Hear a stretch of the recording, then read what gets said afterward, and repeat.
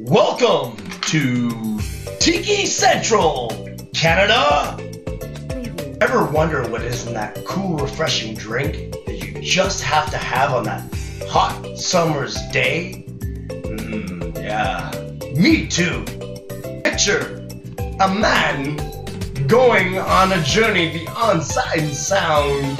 Wow, he has left society. He has entered Tiki Central with palm trees, beach sand, blue skies, and God, get me a drink now. Here are your hosts, Craig and Cam, and their wacky views and drinks, life, and maybe information?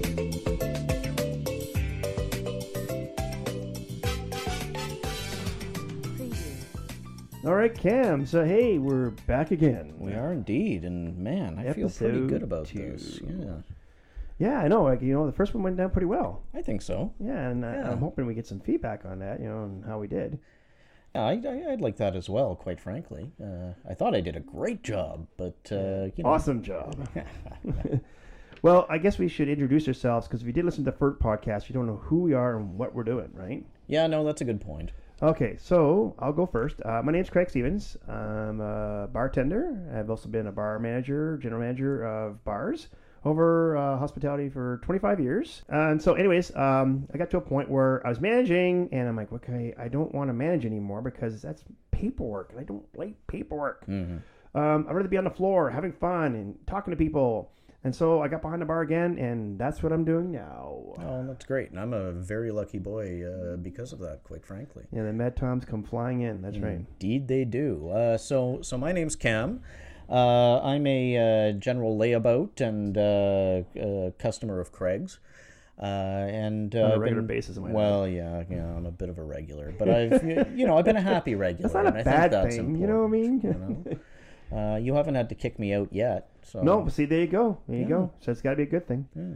So what about your history? Like, where are you from? Been living in Ottawa for the past 13 years, but I was born and raised in Vancouver. I've spent West some Coast time. Boy. Oh, you got that right. Spent some time overseas, and I just found that Ottawa was the right place for me. And I'm pretty happy I've settled there. There you go. Cool. All right. So let's talk about what today's show is about. Today's about the Mai Tai and the history of Mai Tai. Because the Mai Tai actually is the very first tiki cocktail. Oh, really? Well, yeah, for the most part, it is the very first one that got the most recognition and became famous. Okay. So the history of Mai Tai, and we talked about these two guys before, Don the Beachcomber and Trader Vic. And it's funny, I think I remember telling you on the last episode, his name is actually Ernest Gant, right? Mm-hmm. And he owned Don the Beachcomber, so he actually eventually got to a point where he changed his name to Don the Beachcomber. Really? Wow, yeah, he's that's like, well, dedication. Everyone's just calling me, so I may as well just change it. That'd be like The Rock changing his name to The Rock. The Rock. Dwayne Johnson, you mean? That's right. So anyway, the thing is that these two guys, were the ones that started the tiki culture. Now, so I get the impression, actually, sorry to interrupt, but I get the impression that Trader Vic kind of stole Don the Beachcomber's thunder a little bit. Like, you know what I mean? And that happens all the time, right? Right? I mean, we see it all the time. Like, some other company comes in and, hey, takes over. And you have the exact same thing that they had before. Yeah. So the problem is that when you go back in time, these two guys, is that all the drinks were very secretive. Right? Remember we talked about that. So the recipes were very secretive. And so the point is that, in my research, is that both these guys claim that they created the Mai Tai. I see. Yeah, I did it. No, you did it. Okay, whatever. Sure, okay. So now, bit of a squabble. Yes. Now, I went back through, like I said, lots of research. And it looks like the majority of the rule goes towards Trader Vic. And that's what the rule I'm going to go with. I'm going to go with the Trader Vic story. Okay, so he may not have come first, but he may very well have produced the first drinkable drink. That's possible. Very possible, yes. Memorable drink, Now, in 1940, Trader Vic had some friends over from Tahiti. Mm-hmm. And they're like, hey, whip us out a drink. So he made a drink on the fly. Mm-hmm. Yeah, and when you actually make tiki drinks, you get to a point where you kind of know how things work together. Like this ingredient works well together. So making something up new, it's not as hard as you think. Well, once again, sort of like a chef, a mixologist. Exactly. Like you were saying, Okay. So he made the drink, and they called it Mai Tai, which in Tahiti, which of course I just butchered, which means very good. I see. Okay. Yeah. Now, in this drink, okay, he had some rums, because like I said, these guys both traveled around the world. And so in there were some blended rums, some rums around the world that he blended together to make this drink. So you added an S to the end of rum. Yeah, so rum. Rums. So how is one rum different from another rum? I'm glad you asked this question. There you know, go. it's not necessarily my bag. Yeah, right. Now, we talked, you've talked in our conversations before, like, vodka is kind of vodka. I mean, yes, there are some different ways of making vodka and different ingredients, but pretty well vodka is vodka. I can't now, tell the difference. Whiskey and bourbon and rye, and then, of course, rum, which is one of my favorite things to work with, have the most... The span of it is very wide. Sure, like greater what he variety. means is that the varieties out there is very wide. Okay, and there's different characteristics for each rum. I see. So when he made this Mai Tai, he took a rum from one island and another island, and combined them together to make this perfect rum to reuse for the drink. Okay, so like a blended rum. So I was just about to say, you mentioned blended rum, and so that's when you combine a bunch of rums. Or so what blended rum is in the old days? When you put it in a blender. Yes, you take one rum from one barrel, one rum from another barrel, and one rum from another barrel, and you put them together. Now, just to let you guys know, when you buy a bottle of Bacardi or whatever you're buying, vodka, whatever it is, okay, that is actually technically blended. What it is, what I mean by that is that it's not like one barrel. All of a sudden, that becomes Bacardi rum. White rum, let's say, okay? Okay. That what we do is they take a barrel from here and a barrel from that batch and a barrel from this batch, and they put them together to make the best blend to make, say, Bacardi White.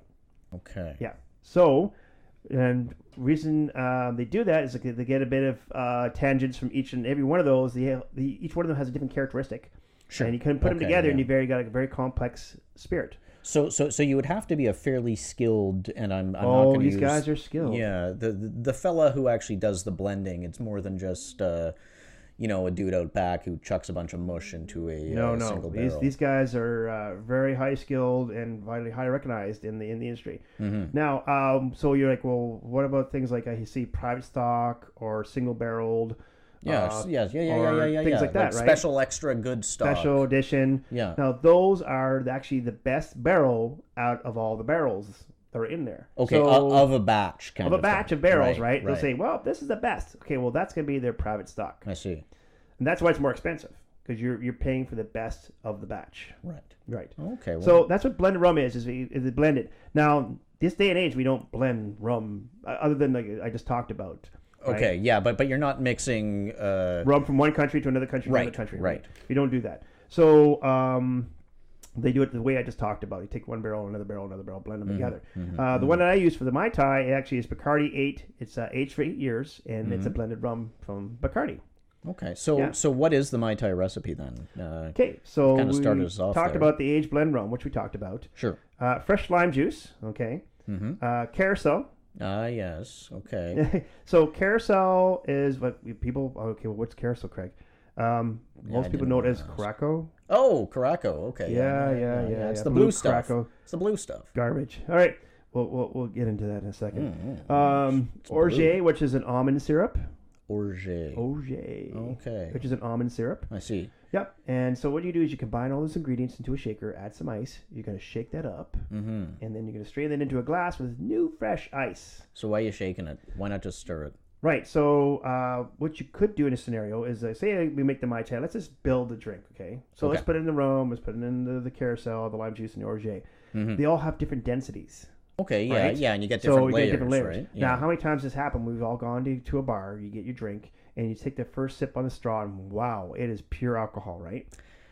Yeah, I usually kind of feel like that's a good thing, because it means there's more alcohol in the drink. Yeah, but then you get watered down parts, and you're like, wow, where's the rest of it? Oh, that's a good point. Yeah. So that's a build drink, I see. Right? So when you shake it, and especially when there's ingredients that are not liquor, say the lime juice and the almond syrup, what you do is when you're shaking it, you're slightly chilling it, slightly diluting it, but you also do is you're infusing those ingredients together. I see. So instead of building it and they're all separate, you're actually shaking them together so they infuse together and you get one constant product. So you're blending them, essentially. Yeah, well, not in a blender. No, but the same way you're blending you're combining them, them. Kind of thing. Yeah, I call it like Chemistry 101. Sure. So you pour that into a glass with fresh ice, and that's exactly what you do. What do you mean by fresh ice? Okay, so why are we doing fresh ice? Well, because the ice that you put in your shaker, is usually smaller pieces of ice. like a smaller size. You also, too, when you're shaking, you're banging that ice around, so it's getting banged up, fragmented, diluted. And so if you just pour that into a glass, you're not going to get a really good product. You want the drink to last a long time, right? We don't want that, like, you can get a Caesar and you get the ice in there, and eventually within a minute or two, it's like watered down. Okay. Right? And it just doesn't taste like a Caesar anymore. It tastes like it's all water and there's nothing else. Okay, but that brings up another point, actually. Yes. When I go to, say, bar A, Yes. and I order a Caesar, Yes. comes a certain way with a Right. certain level of spice, and maybe a hamburger stuck on a toothpick. And then I go next door to bar B. Or is it C? Well, I just want to see if you're paying attention to. Don't make me keep track, okay? That's what Google Maps is for. But yeah, no, and I go in there, and I mean, it's still a red drink, but the flavor's completely different. Right. So Maybe they put more horseradish in it. I can't get a standard Caesar. Right. So what are the differences? So we're going to talk about that right now. So a Mai Tai, example, if I went to Trader Vic's or Dawn the Beachcomber's place, again, secretive, right? They make the drink, with their ingredients, and then I taste it. I'm like, oh my God, that's amazing. Now I go down to bar C, in my situation, let's say, with my friends, and I say, hey, I want the same drink. I want the Mai Tai. So I go to the bartender and say, hey, this is what I had. It kind of tasted like this and this and this, and it had this kind of texture and this color. Okay, no problem. So he puts something together that he throws together himself and gives it to me. Bam, there you go. That's his version of the Mai Tai. Now, your Caesar that you're talking about, okay, that's different because each place has its own version of the Caesar. Sure. Right? Like, example, where I work, one of the places I work at, they have a spicy bean in there and a lime wedge. Well, they often take pride in what distinguishes their Caesar from the competition. Yeah. So the difference between that is, like we just talked about, is that the Mai Tai, the problem that I found is that some people are claiming, oh no, this is a Mai Tai. They're not saying, oh, it's Bob's Mai Tai or John's Mai Tai. They're saying, no, this is the real deal. This is the Mai Tai. It's like, no, it's not. It's not the Mai Tai. You didn't make it with the original recipe. Well, okay. So I haven't had a lot of Mai Tais in my life, but I have noticed. So, I mean, you mixed me up a absolutely transcendent Mai Tai the other day. That was awesome, wasn't it? And I have to admit that I'm not actually convinced that you knew what you were doing. Because every other Mai Tai I've had in my life has got at least a little bit of pink stuff in it, kind of like maraschino cherry juice or Grenadine. Grenadine, okay. There we go. From the pomegranate. Okay, so yes, a lot of tropical drinks, and actually, let me just explain something here. So when I first started bartending, I did the same mistake that all these guys are doing.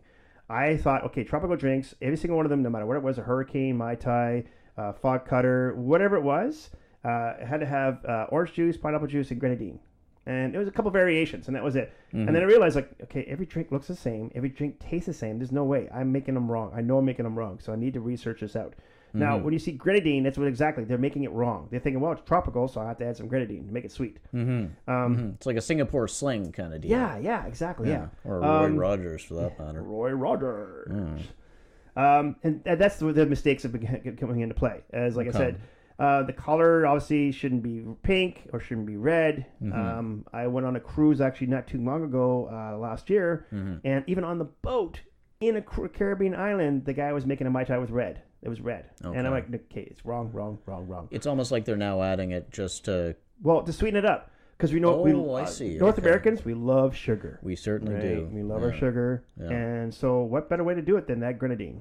Yeah. Now, that actually brings up an interesting point. And I'm thinking of, we North Americans, or Northern North Americans, I should say, like our sugar, but often it's... The Great North, it's called. Well, no, I'm not just talking us. I'm also talking about our southern neighbors, but maybe not in Mexico, because I know, for example... well, no, and I've got a reason for this. Okay, go ahead. Go for it. So, for example, at least a little while ago, and I'm not sure if this is the case now... Canada and the U.S., Coca-Cola there switched from cane sugar, straight from sugar cane, to high fructose corn syrup. Right. So we love artificial flavoring. We love artificial sugar. We love like glucose, right? Yeah. So what you talk about in Mexico is they're actually using sugar cane. So they're using the real deal. Right. And I bet you $10. That was a really good Coke. Oh, absolutely. The Mexican one. Yes. Without question. But this brings me back around again. You were talking about fresh lime juice, and you really emphasized that when you were talking about the Mai Tai recipe. When I make my gin and tonics, or gins and tonic, if you will. It's more tonic. Sorry, more gin than tonic. Yeah, exactly. I just do a little squeezy of the real lime. A splash of tonic doesn't mean it's gin and tonic, by the way. Says you. Okay. All right, so we're talking about ingredients. That's what you're trying to get at. Okay, I got you. Yeah, Okay. Exactly. Okay. Yeah. So the big deal on the ingredients, especially when you're making this one, you want to use the correct real deal stuff, like the lime juice and the almond juice. So what every bartender's seen in their bar, and I'm sure even people like you, Cam, have seen it, is what's called sweet and sour. Sweet and sour mix, right? You've heard of that before? Sweet and sour mix? I've definitely heard of it. It's usually neon green or yellow. Whatever. Yeah, no, and I think I've heard bartenders talk about it, and I usually make some lame joke about sweet and sour chicken. Okay, no, that's the same thing. Why does food have to be into play all the time? I don't understand. I mean, for one thing, one's orange and the other isn't. Yeah, I gotcha. So what it is sweet and sour is actually a powder that you add water to. So it's artificial flavoring. The sweet part of it actually is corn syrup, which is not good for you. It's not even real. No. Okay, and the lime part, or the sour part, is actually artificial flavoring lime juice. So it's not even real lime juice. Right, it's just basically pure citric acid almost. Yeah, it's just garbage. Right. So when you make, say, a Mai Tai, and if you use sweet and sour mix, you're going to find a world of difference. It's not going to be a good drink. Okay. If you add the lime juice, like freshly screened lime juice, if you can't do freshly squeezed lime juice, folks, I know like everyone's kind of limited on their budget, or the limes go bad real quick. I think you can do a cheat, this little cheat. It's called real lime. We've all seen it, the little green. Okay, and that's lime, what I use. plastic lime. Yeah. You can use that because actually the shelf on that is a little longer. So you can, use it for, a couple weeks instead of like, I got a real lime and it goes bad within a couple days, right? I'm like kind of one step above the bare minimum. No, yeah. So I got you. No, but that's a good substitution. It actually is real lime juice. It's just it's got some other stuff in there to kind of keep it not aging properly, right? Or not aging longer or faster. Sure. So, anyways, the sweet and sour mix, you don't want to use that for your Mai Tai. You want to use real lime juice. Okay. And that's the difference. It's the same thing as if you're a cook and you're making something and you substitute it. You're changing the texture, you're changing the taste of it, the quality of it. Everything is completely different. Yeah, and it's going to modify it a little bit, I guess. Exactly. Now, one of the things that you said earlier was that the blue... Caraco. Well, that's how I say it. Don't call it that. Carousel? Carousel. Carousel. Now, just think of, the pony thing at the the Ferris wheel. Carousel. Okay, I gotcha. Oh, that's good. Okay. Not the clown car, okay? Yeah. No, the carousel, the little pony thing. I gotcha. And if you see Cam beside a pony carousel, just call the authorities, please. I've clearly been crazy glued onto it. But I've only ever seen the blue stuff that you see in the liquor stores. Yeah, and that's what's called blue craco. And it's kind of neon blue. Yeah, like it's a bright... Exactly. And the Mai Tai is not even blue. So... Well, that's exactly it. Yeah. So if you're trying to make a Mai Tai and you go on the LCBO, that's what you're going to. Liquor Control Board of Ontario. Yeah, sucks.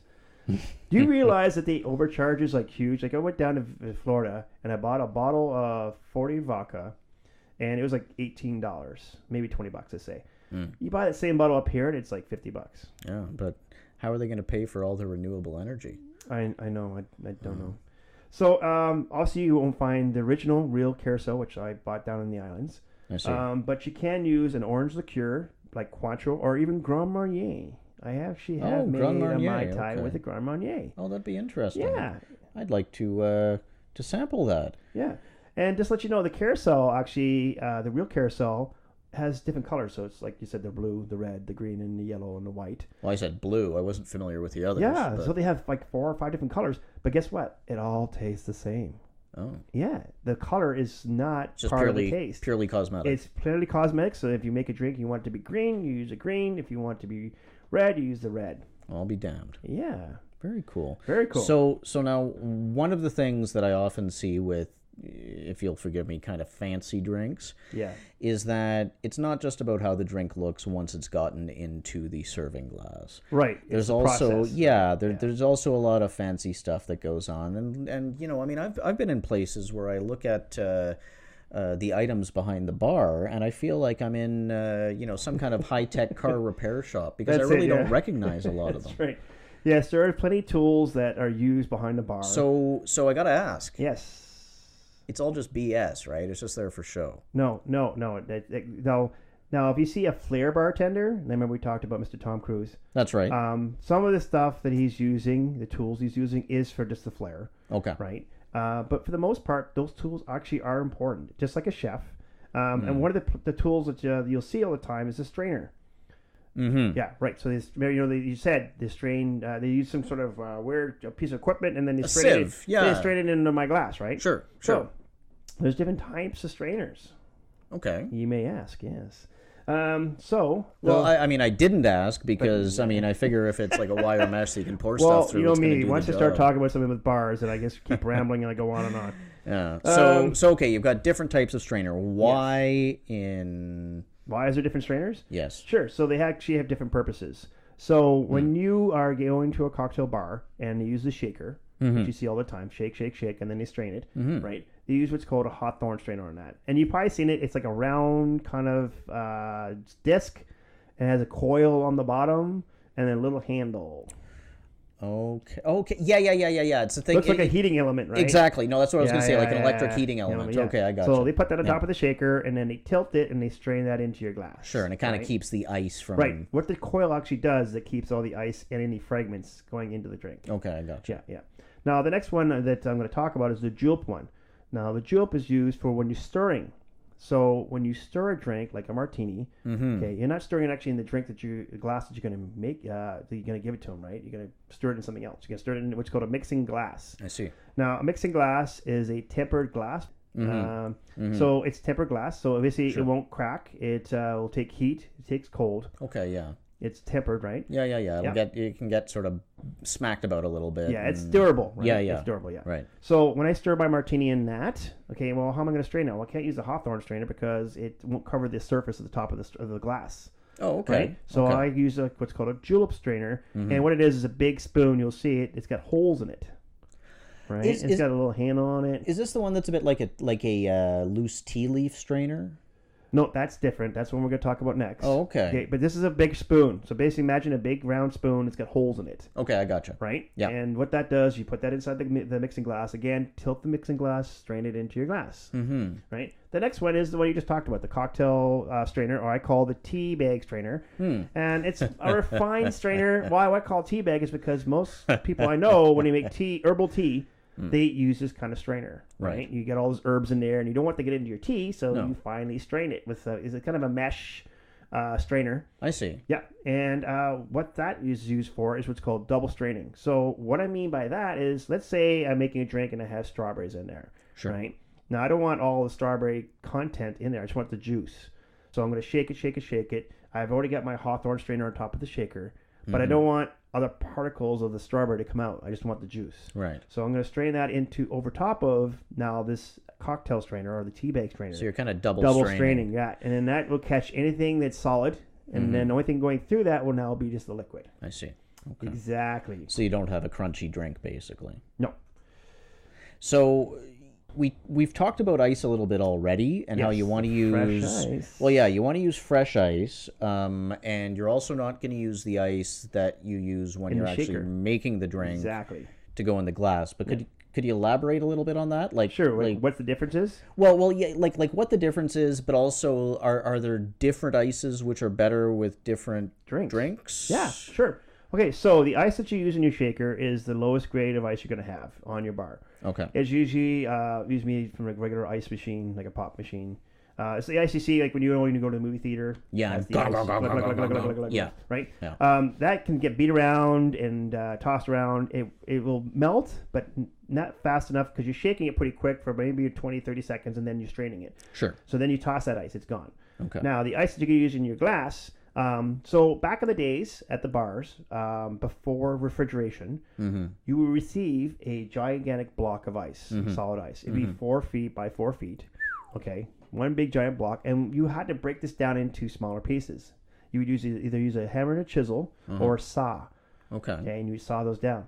So the next size down from this shaker ice would be probably like a 2x2. That's what I use in my glasses most of the time. 2x2 little cubes. Sorry, 2x2. You mean like cubes?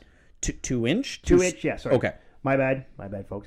2-inch by 2-inch, so a bigger cube, in other words, right? I gotcha. Yeah, no, and I've seen these. Like they become a bit more common now, where you get these great big cylinders of ice. Right? Yeah. You know Cubes why? of Because glass. it melts slower. It takes a long time to melt. Right. So you get less You're getting dilution. more of your drink. Okay. Now, if you want the perfect dilution not happening, let's say I'm doing a scotch or a bourbon, whatever, and I don't want the ice to melt quick because I'm gonna be drinking this drink for at least 20 minutes. Gonna be savoring it. Right? Yeah, I'm gonna be talking to people. I'm gonna be drinking my bourbon, but I'm not gonna drink it fast.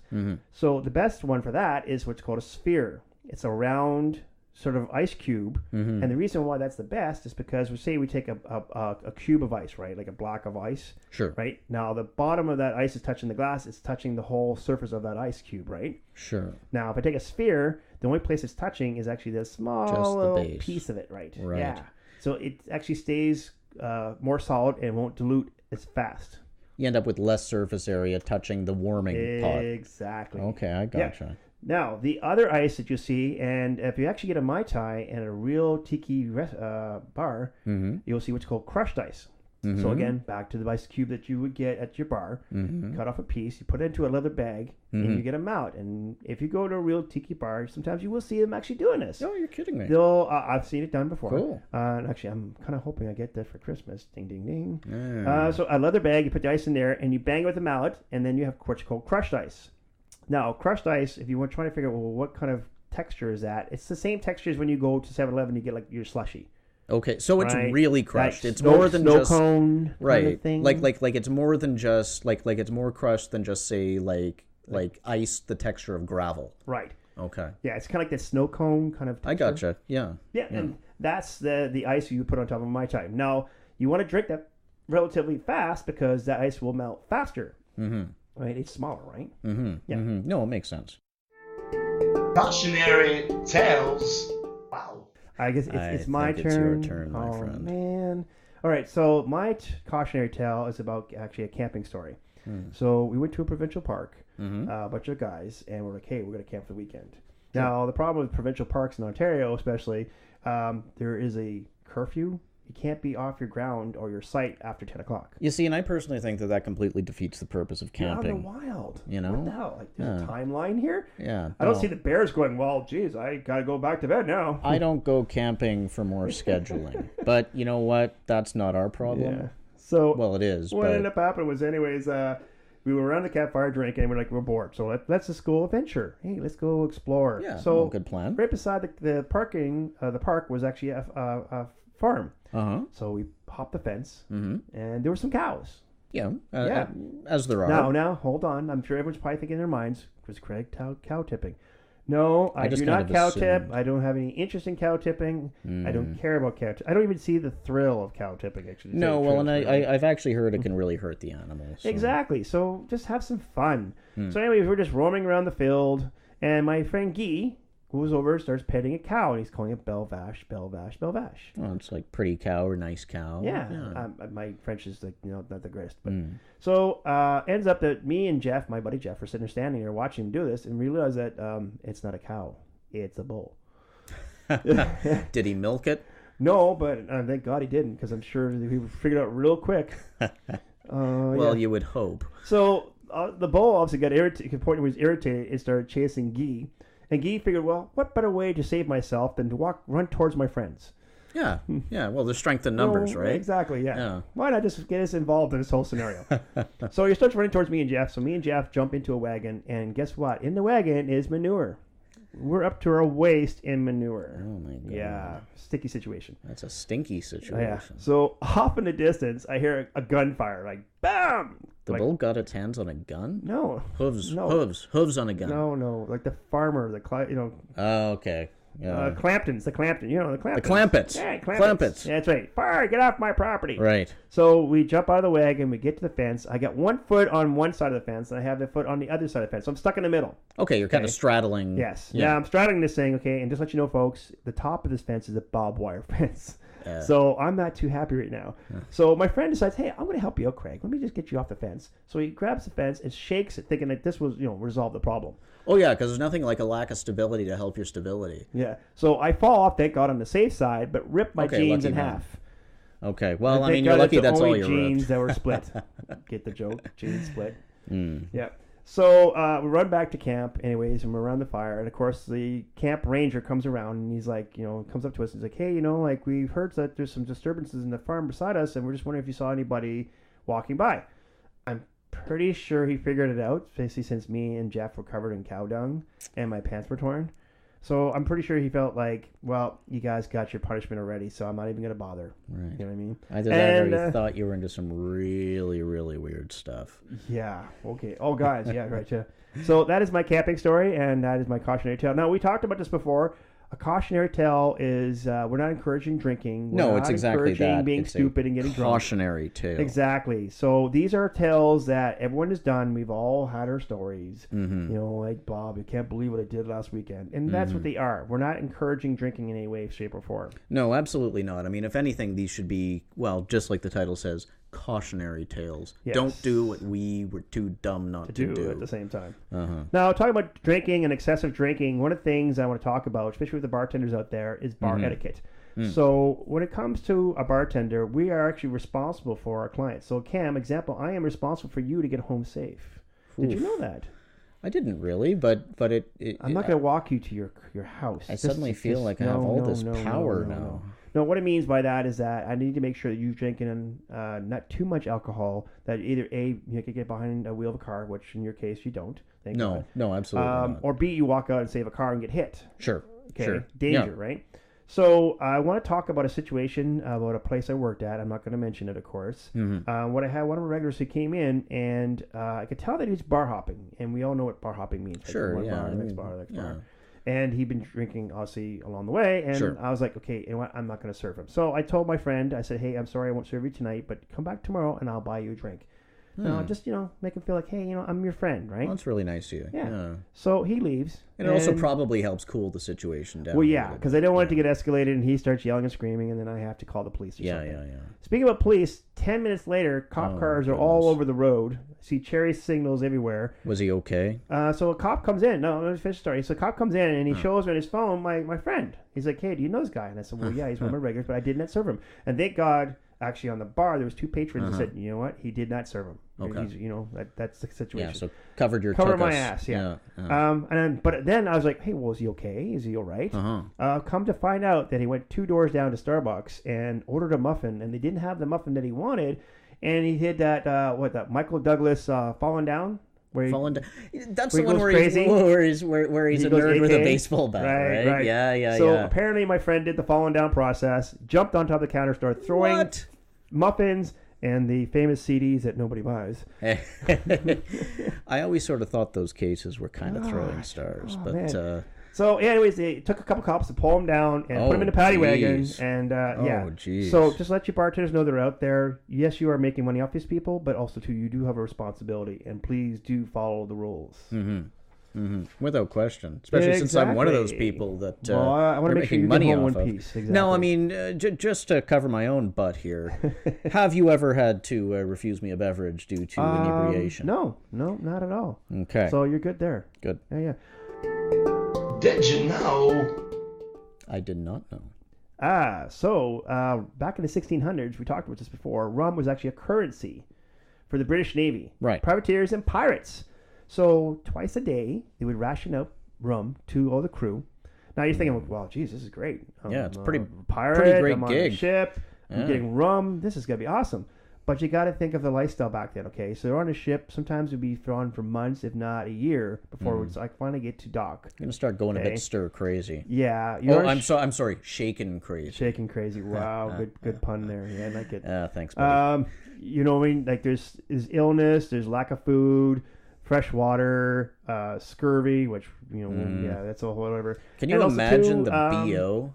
Yeah, and then you're not taking a shower. Yeah, exactly. So rum was kind of a way to like, hey, this is a way to kind of get through it. Right. So also too, if I did an extra chore on board, I actually would get extra rum. Oh. So I'm pretty sure if you were a pirate, I'd be the most productive man on the ship. The ship would be figured top from the bottom. Tip-top shape, Tip-top shape there, I'm telling you right now, Yeah, no barnacles on that sucker, that's for sure. Now, this went all the way through on the British Navy, all the way to 1970. just recently. Until 1970. Yeah, July 31st, 1970, and the day is actually called Black Tot Day. So what it was is that's when the Navy stopped serving rum as a portion of payment daily. The reason why they stopped doing it is because now the ships are getting more and more technical, and you do not want some guy half in a bag have access to a button to push for a missile launch, right? Like, hello, let's get together. It took them until 1970. Yeah, well, I guess the sailors are pushing it, and eventually they're like, Old okay, habits that's die it, hard. it's done. Okay. So no more rum. That's it. And they actually would have a funeral that day. They actually toss the bottles over the side and actually toss coffins like what do they call that? Ocean funeral. Oh, like a burial at sea. Burial at sea. Yeah, exactly. Yeah. For the rum. Yeah. So I think you told me previously that the Navy consumed, the British Navy, that is, consumed a massive amount of rum. Well, yeah, all the way up to 1970. Up until the 70s. So what happened to all that strategic rum reserve? Okay, so what they did after that is they actually sold it to the public. It actually is called Purser's Rum. Good stuff. Pusser. Pussers, thank you. Poosers. Who knows? Rum. And what it is when you buy this rum, you're actually paying money towards the Navy's retirement fund. Oh. So the money is actually going to a good cause. So it's kind of veterans benefits in a bottle. So in your situation, Cam, when you're getting drunk in public and you're getting police are pulling you over, you can say, hey, I am being patriotic. I prefer to call it getting rowdy. I'm just saying, you can say I'm being patriotic and I'm contributing to my funds for the Navy. Insofar as I am ever in England. Yeah. All right, so let's go into mailbag. So this is our first I'm mailbag. excited about this. This is awesome.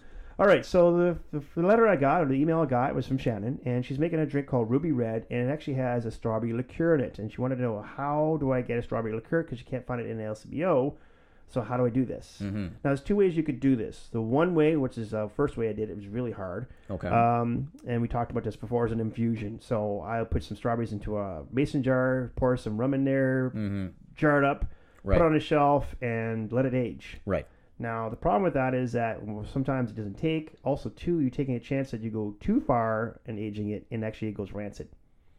It can go rancid. The strawberries can go bad, yes. Can go bad in the alcohol. Yeah, I didn't realize not exactly a preservative in that perspective, like you're thinking. Huh. Yeah. So the easier way to do this is actually take the strawberries and put them in the shaker and muddle them when you make the drink.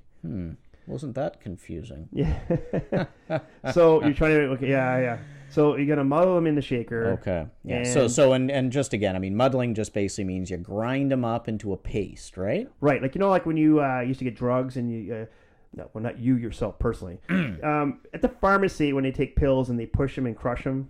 Oh, okay, yeah, like a mortar and pestle. Correct. Okay, I gotcha. Yeah, you can use it for spices and stuff too. So you take your strawberries, take all your ingredients, put that in your shaker, shake it up. When you strain it, okay, then you're gonna get the strawberries, but you're not gonna get the strawberry juice, but you're not gonna get the strawberry, like the pulp and all that stuff. Sure. Right. Okay. So that's how you can get the strawberry liqueur, and that is the solution to the problem. Brilliant. Yes. So, folks, that is our show, and I hope that you enjoyed it as much as we did. I certainly enjoyed it. I definitely did, and I think, we got some information we need to pass on here. So one of the things we want to tell you about is that we have a website called www.tikicentralcanada.ca, and on that site you will see some information. Us waving hi. How's it going? I'm not waving so much as sort of sneering creepily from the side. I know. I got a really good I demand a redo. Folks. No redos. No. On the bottom here, you'll see a blog, and every episode will have a blog, and there's where you can add comments or questions you might have, and those questions and comments we're going to take care of on either future podcasts, or we'll email you back the answers. Well, and I'd also like to add, actually, yes. With respect to cautionary tales. So, you mean, in other words, you want to hear from other people, their stories? Well, yeah. I mean, I've already heard all my stories, and Lord knows I've heard too many of yours. And to be honest, I don't think either of us have enough to keep this going for a long time. Sure can. You just keep on telling yourself. Well, I mean, I don't remember them very well. Okay, so that's what it is. It's like there's stories, but you just don't remember them. I remember I had a good night. But so we're with the call out. If you have cautionary tales, yes. You just let us know. All right, perfect. Well, I think it's time to go get some beers. I'm not too much into cocktail mode today. I'm more in a bottled beer mode. Yeah, no, it's chilly out there right now. Yeah, it's kind of chilly, so I think we're going to get some beers, folks. All right, so we're going to head off, and hope to hear from you guys. And please subscribe to our site so we can hear more from you. Perfect. All right, Cam, I think it's time to go. All right, take care, folks. Later. Well, I don't know about you, but I got informed. Hey guys, right? Hey, where's my drink? Hey, where's my drink?